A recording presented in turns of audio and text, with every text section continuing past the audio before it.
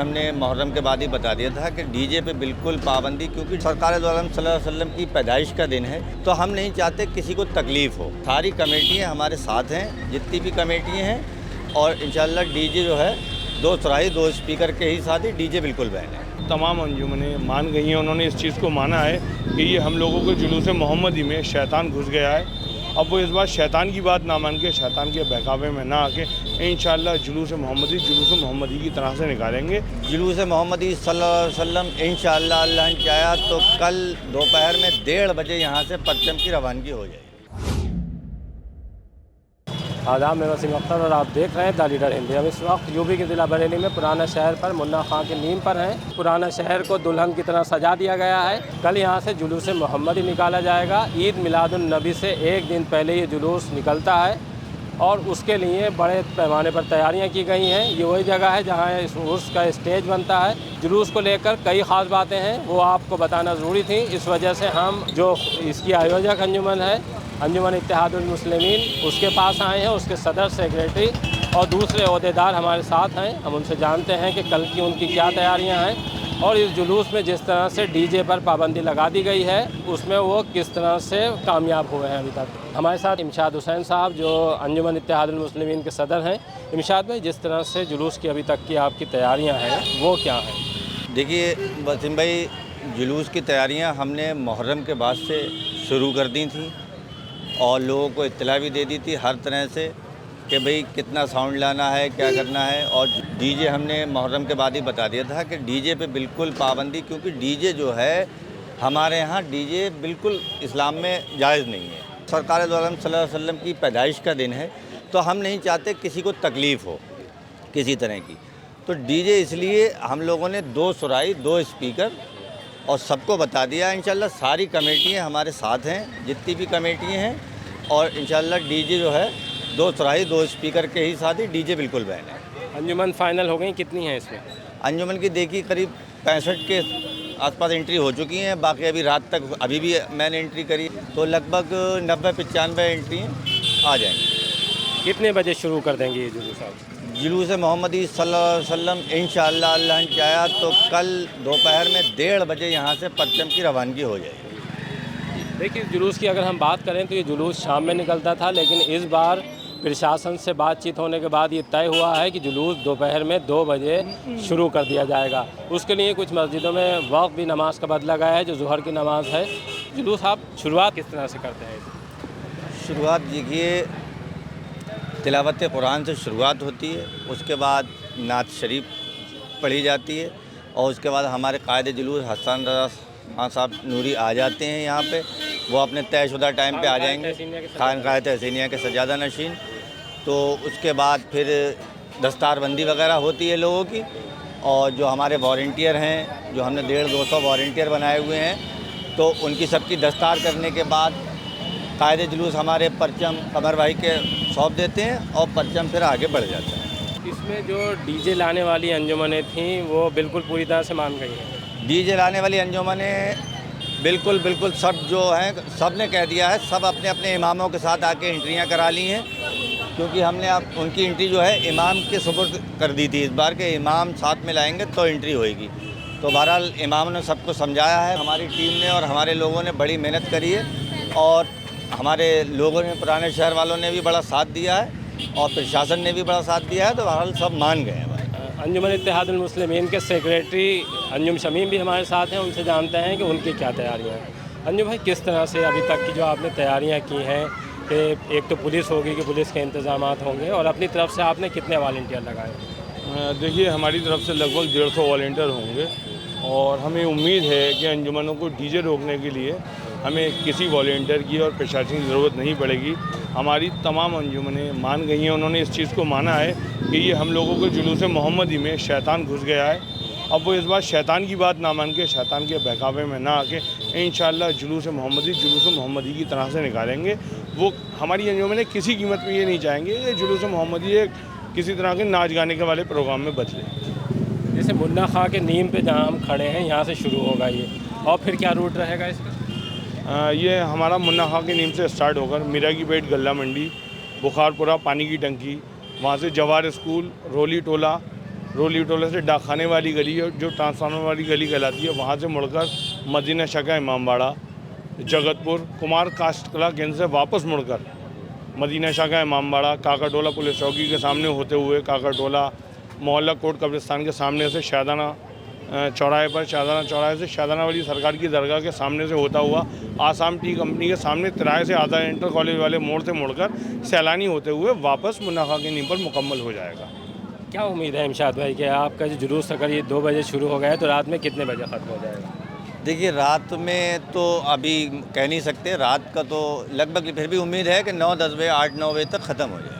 देखिए, बड़ी बात है जो इमशाद भाई ने बताई है, क्योंकि अब से पहले अगर हम जुलूसों की बात करें तो जुलूस पूरी रात चलते थे और वो सुबह तक ख़त्म हो पाते थे। लेकिन इस बार कोशिश ये की गई है कि जुलूस में किसी तरह की बदनज़मी पैदा नहीं हो। लड़के जिस तरह से उछल कूद करते हैं इसमें, इस बार अगर हम बात करें तो आका का ये 1500 साला जश्न है। बरेली ही नहीं बल्कि तमाम दुनिया से और जितने भी बड़े उलमाए कराम हैं, उन्होंने अब से पहले ही ये आह्वान कर दिया था कि आका के जश्न में डीजे पूरी तरह से बैन होगा और इसके डीजे का कोई काम नहीं है। जिस तरह से नज़्म व ज़ब्त के साथ आका की शान में जिस तरह नात पाक पढ़ते हुए, दुरूद शरीफ का नजराना पेश करते हुए और ख़ास तौर से नमाज़ों का एहतमाम करते हुए कि नमाज जुलूस के दौरान नहीं छूटनी चाहिए, इसके लिए भी ताकीद की गई है। पाकी के साथ जुलूस में आएँ, जिस तरह से नए कपड़े पहनते हैं उस तरह से उनका बदन भी पाक रहना चाहिए। और हज़रत मोहम्मद मुस्तफ़ा सल्लल्लाहु अलैहि वसल्लम, हम उन्हीं की उम्मत हैं, उन्होंने जिन चीज़ों को मना फरमा दिया, ये हमारी मजाल नहीं होना चाहिए कि उनको मना फरमाने के बाद भी हम उनको अपनाने की कोशिश करें। अंजुम भाई, जिस तरह से अभी तक की आपकी कोशिशें हैं कि जुलूस हम वक्त पे पूरा कर लेंगे, तो ये जुलूस जो अपने आप चलता रहेगा या आपकी तरफ से कोई ये इंतज़ाम हुआ है कि बीच में कहीं नहीं रुके और ये जल्दी से ख़त्म हो जाए? हम लोगों ने इंतजाम किए हैं, वॉलंटियर हमारे साथ में रहेंगे परचम के, और ज़रूरत के हिसाब से परचम को आगे बढ़ाते रहेंगे। हमारी कोशिश ये रहेगी कि परचम हमारा मगरिब से पहले वापस लौट आए। उसके बाद में हमारे पीछे की जो अंजुमनें होंगी धीरे धीरे आती रहेंगी। जब तमाम अंजुमनें आ जाएंगी तब जुलूस मुकम्मल मान लिया जाएगा।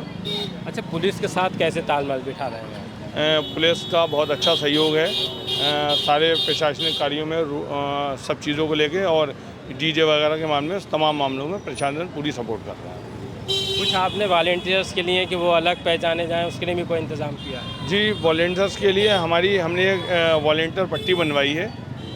जो सारे वॉलंटियर वो पट्टी पहने होंगे, 200 वॉलंटियर हैं। देखिए, 200 वॉलंटियर के लिए पट्टियाँ भी बनवाई गई हैं कि उनसे वो अलग पहचाने जाएं। इस वजह से भी कि अगर वो जुलूस में किसी तरह की कोई बात पैदा होती है तो उसको दूर करने के लिए वो अलग ही पहचान में आ सकते हैं।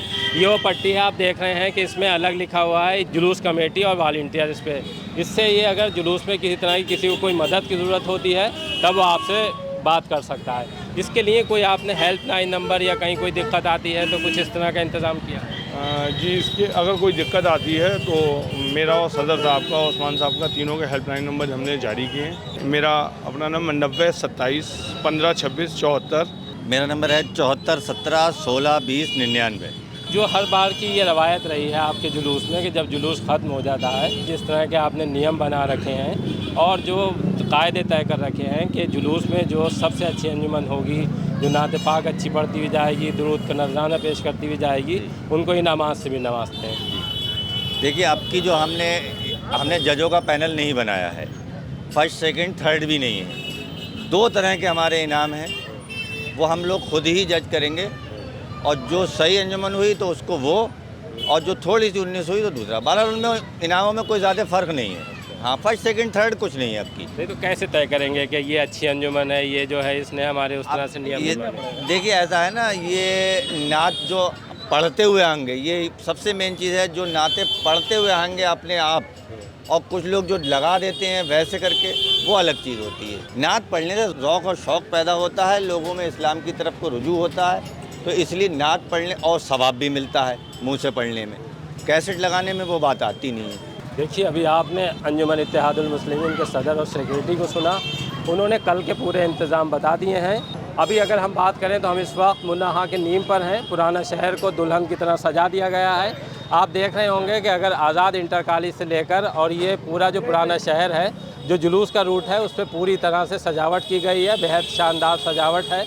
एक तरह से हम देखें तो आका की जो आमद का जश्न है, वो सजावट को देखकर अभी से लग रहा है कि बहुत शानदार होने जा रहा है। बहुत मेहनत की है अंजुमन इत्तेहादुल मुस्लिमीन ने।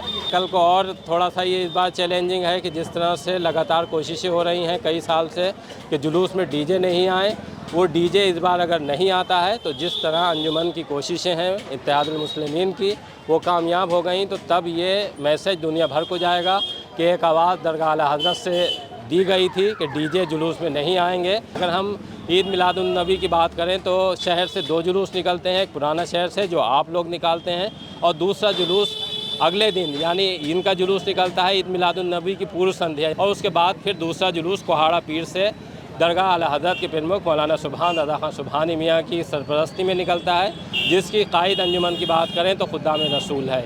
ये दोनों जुलूस बहुत शान शौकत से निकलते हैं और ख़ास तौर से इसमें ये कंपटीशन होता है कि जुलूस कौन सा ज़्यादा नियमों के तहत निकाला गया, किन जुलूसों में जो नौजवान थे उन्होंने अच्छे रवैये का अपने अच्छे अखलाक का, और जिस तरह से उलमाए कराम ने उनसे कहा था कि जुलूस में इस तरह शामिल होना है वैसे शामिल हुए हैं। पुराने शहर में जुलूस शुरू होने से पहले पुलिस ने व्यापक इंतजाम शुरू कर दिए हैं। ड्रोन उड़ाने के बाद आज ये देखा गया है कि वहाँ पर क्या स्थिति है। छतों पर कहीं ईंट या पत्थर तो नहीं रखे हैं। जुलूस को लेकर पुलिस पूरी तरह से मुस्तैद है और चप्पे चप्पे की निगरानी की जा रही। देखा जा रहा है कि कहीं कोई गड़बड़ी नहीं होनी चाहिए। सीओ थर्ड पंकज श्रीवास्तव इसे लेकर कई दौर की मीटिंग भी कर चुके हैं और मीटिंग में भी जुलूस में शामिल होने वाली अंजुमनों को बता दिया गया है कि उन्हें क्या करना है और क्या नहीं करना है। डीजे के खिलाफ हमारी जंग, डीजे के खिलाफ हमारी जंग, डीजे के खिलाफ हमारी जंग।